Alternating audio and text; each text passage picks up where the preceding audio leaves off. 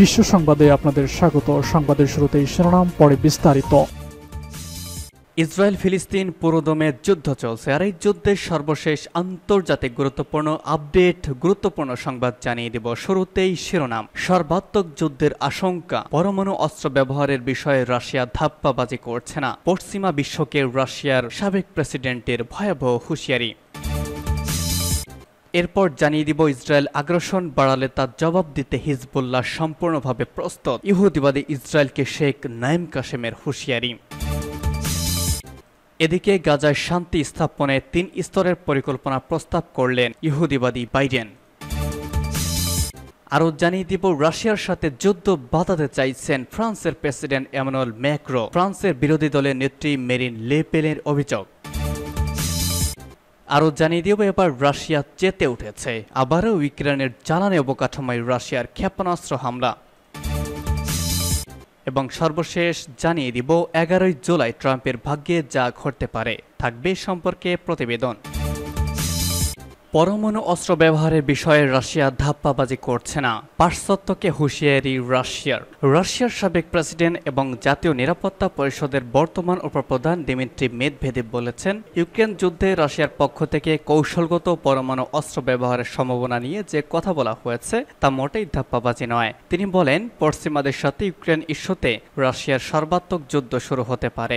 রাশিয়ার ভেতরে বিভিন্ন লক্ষ্যবস্তুতে হামলার জন্য আমেরিকা ও জার্মানির অস্ত্র ব্যবহারের ব্যাপারে ইউক্রেনকে অনুমতি দেওয়ার পর মেদভেদেভ এই হুঁশিয়ারি উচ্চারণ করলেন। তিনি বলেন, পশ্চিমাদের সরবরাহ করা যে সমস্ত দীর্ঘপাল্লার অস্ত্র ইউক্রেন ব্যবহার করছে, রাশিয়া মনে করে তা ন্যাটো সামরিক জোটভুক্ত দেশগুলোর সেনারাই নিয়ন্ত্রণ করছে। এটা কোনোভাবেই সামরিক সহযোগিতা নয়, বরং আমাদের বিরুদ্ধে তাদের যুদ্ধে অংশগ্রহণ। মেদভেদেভ সুস্পষ্ট করে বলেন, রাশিয়ার ভেতরে হামলা চালানোর জন্য দীর্ঘপাল্লার অস্ত্র ও গোলাবারুদ ব্যবহারে ইউক্রেনকে অনুমতি দিয়ে পশ্চিমা দেশগুলো মূলত চলমান যুদ্ধকে চূড়ান্ত ধাপে নিয়ে গেছে। কেউ এখন আর এই চূড়ান্ত ধাপে যুদ্ধের সম্ভাবনা উড়িয়ে দিতে পারবে না। এই অবস্থায় পশ্চিমাদের কেউ যদি এটা ভাবে যে রাশিয়া কৌশলগত পরমাণু অস্ত্র ব্যবহার করবে না, তাহলে সেটা হবে মারাত্মক ভুল। মেদভেদেভ বলেন, এটা ভয় দেখানো নয়, ধাপ্পাবাজিও নয়। ইসরায়েল আগ্রাসন বাড়ালে তার জবাব দিতে হিজবুল্লাহ সম্পূর্ণভাবে প্রস্তুত। লেবানন ইসলামী প্রতিরোধ আন্দোলন হিজবুল্লাহর উপমহাসচিব শেখ নাঈম কাসেম হুঁশিয়ারি উচ্চারণ করে বলেছেন, ইহুদিবাদী ইসরায়েল যদি লেবাননের বিরুদ্ধে আগ্রাসনের মাত্রা বাড়াতে চায়, তাহলে তার জবাব দেওয়ার জন্য হিজবুল্লাহ যোদ্ধারা সম্পূর্ণভাবে প্রস্তুত রয়েছে। লেবাননের রাজধানী বৈরুতের দক্ষিণ উপকণ্ঠে হিজবুল্লাহ 4 শহীদ যোদ্ধার স্মরণ অনুষ্ঠানে একথা বলেন তিনি। হিজবুল্লাহর এই নেতা বলেন, দখলদার ইসরায়েল গত 8 মাসে লেবাননে যুদ্ধের পরিধি বাড়ানোর যে হুমকি দিয়েছে তা কার্যকর করেনি, তবে হিজবুল্লাহ এমন পরিস্থিতির জন্য নিজেকে সম্পূর্ণভাবে প্রস্তুত করে রেখেছে এবং আগ্রাসনের কঠোর জবাব দিতে প্রস্তুত। শেখ নাঈম কাসেম বলেন, গাজার সমর্থনে হিজবুল্লাহ যোদ্ধারা যে লড়াই করছে, কোনো কিছু তা থেকে এই সংগঠনকে বিরত রাখতে পারবে না। গাজায় যখন সম্পূর্ণভাবে যুদ্ধ বন্ধ হবে, তখনই শুধুমাত্র হিজবুল্লাহ তাদের হামলা বন্ধ করবে। শেখ নাঈম কাসেম বলেন, ইসরায়েল রাফা শহরে আগ্রাসন চালিয়ে এখনো পর্যন্ত কোনো লক্ষ্য অর্জন করতে পারেনি এবং তারা গাজায় প্রতিরোধকামী যোদ্ধাদের নির্মূল করার লক্ষ্য অর্জন করতে পারবে না। গাজায় শান্তি স্থাপনের 3 স্তরের পরিকল্পনা প্রস্তাব করলেন বাইডেন। গাজা উপত্যকায় শান্তি স্থাপনের জন্য এই প্রথম সুনির্দিষ্টভাবে একটি পরিকল্পনার প্রস্তাব করেছেন যুক্তরাষ্ট্রের প্রেসিডেন্ট জো বাইডেন। শুক্রবার রাজধানী ওয়াশিংটনে দেওয়া এক ভাষণে এই প্রস্তাব পেশ করেছেন তিনি। বাইডেনের প্রস্তাবিত পরিকল্পনায় 3টি স্তর বা পর্যায় রয়েছে। প্রথম পর্যায়ে বা স্তরে গাজায় সবসময় যুদ্ধবিরতি ঘোষণা করা হবে। এই পর্বে রাফা সহ গাজার অন্যান্য জনবহুল এলাকাগুলো থেকে সেনাদের প্রত্যাহার করে নেওয়া হবে এবং ইসরায়েলের বিভিন্ন কারাগারে বন্দী কয়েকশো ফিলিস্তিনির মুক্তির বিনিময়ে নিজেদের কবজায় থাকা কয়েকজন জিম্মিকে মুক্তি দিবে হামাস। এই দফায় যেসব জিম্মিদের মুক্তি দেয়া হবে, তাদের মধ্যে বয়স্ক এবং নারীরা প্রাধান্য পাবে। সেই সঙ্গে এই 6 সপ্তাহের প্রতিদিন গাজা প্রবেশ করবে অন্তত 600 ত্রাণবাহী ট্রাক। হামাস এবং ইসরায়েলি মন্ত্রিসভা ও প্রতিরক্ষা বাহিনী এই পর্যায়ে স্থায়ী যুদ্ধবিরতির জন্য আলোচনা চালিয়ে যাবে। যদি এই আলোচনা 6 সপ্তাহ সময়সীমার মধ্যে শেষ না হয়, তাহলে পরিকল্পনার প্রথম পর্ব বা যুদ্ধবিরতির মেয়াদ আরও পারবে। স্থায়ী যুদ্ধবিরতির জন্য হামাস এবং ইসরায়েল দুপক্ষের ঐক্যমত্যের মধ্য দিয়ে শেষ হবে গাজায় শান্তি পরিকল্পনার প্রথম স্তর বা পর্যায় এবং তারপর শুরু হবে পরিকল্পনা দ্বিতীয় পর্যায় বা পর্ব। এই পর্বে নিজেদের কবজায় থাকা জিম্মিদের সবাইকে মুক্তি দেবে হামাস এবং তার বিনিময়ে গাজার বাসিন্দারা পাবে স্থায়ী যুদ্ধবিরতি। পরিকল্পনার তৃতীয় পর্যায়ে যুদ্ধ বিধ্বস্ত গাজায় ভবন রাস্তাঘাট নির্মাণের কাজ শুরু হবে।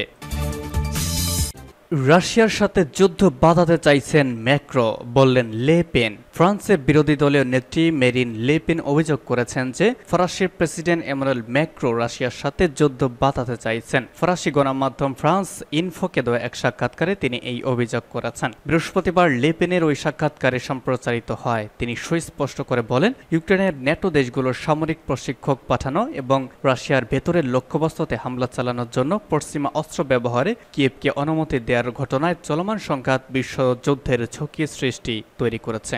রাশিয়ার কতটা ভেতরে ইউক্রেনকে হামলা চালানোর জন্য পশ্চিমা অস্ত্র ব্যবহারের অনুমতি দেওয়া হবে তা নিয়ে যখন পশ্চিমা দেশগুলোতে কঠিন আলোচনা চলছে তখন লে পেন এসব বক্তব্য দিলেন। ন্যাটো সামরিক জোটভুক্ত কয়েকটি দেশ রাশিয়ার ভূখণ্ডে হামলা চালানোর পক্ষে মত দিয়েছে। অন্যদিকে ন্যাটো মহাসচিব ইয়েন্স স্টলটেনবার্গ পশ্চিমা অস্ত্র ব্যবহারের ব্যাপারে যেসব বিধিনিষেধ রয়েছে তার কতগুলো তুলে নেওয়ার আহ্বান জানিয়েছেন। ফরাসি প্রেসিডেন্ট গত মঙ্গলবার বলেছেন, রাশিয়ার ভেতরকার যে সমস্ত সামরিক স্থাপনা থেকে ইউক্রেনের ওপর হামলা চালানো হচ্ছে সেগুলো ধ্বংসের জন্য কিয়েভকে অনুমতি দেওয়া উচিত। তার এই বক্তব্যের কঠোর সমালোচনা করেছেন লে পেন। তিনি বলেছেন, ফরাসি প্রেসিডেন্টের এই বক্তব্যের মধ্য দিয়ে ভয়াবহ বিপদের সম্ভাবনা তৈরি হয়েছে।